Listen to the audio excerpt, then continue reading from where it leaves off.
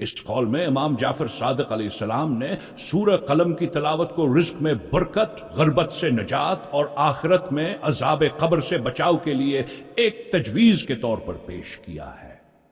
تفصیل درج ذیل ہے۔ سورہ قلم کی فضیلت رزق میں فراوانی۔ سورہ قلم کی تلاوت اللہ کے فضل و کرم کو دعوت دیتی ہے، جس سے روزی میں برکت اور فراوانی پیدا ہوتی ہے۔ تو غربت سے نجات، امام علیہ السلام نے فرمایا ہے کہ یہ سورہ غربت کے خاتمے کا ذریعہ ہے۔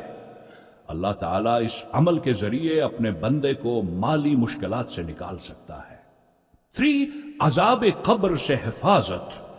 اس سورہ کی تلاوت مرنے کے بعد قبر کے عذاب سے بچاؤ کا ذریعہ ہے۔ یہ بات انسان کو اس بات کا شعور دیتی ہے کہ دنیا کے ساتھ ساتھ آخرت کی تیاری بھی ضروری ہے۔ نماز میں پڑھنے کی تاکید، واجب اور مستحب نمازیں۔ امام جعفر صادق علیہ السلام نے سورہ قلم کو نماز میں پڑھنے کی خاص تاکید کی ہے، خواہ وہ واجب نماز ہو یا نفل مستحب۔ نماز میں اس سورہ کی تلاوت انسان کی روحانی پاکیزگی کو بڑھاتی ہے اور اس کے اعمال کو قبولیت کا درجہ دیتی ہے۔ عملی فائدے، روحانی سکون۔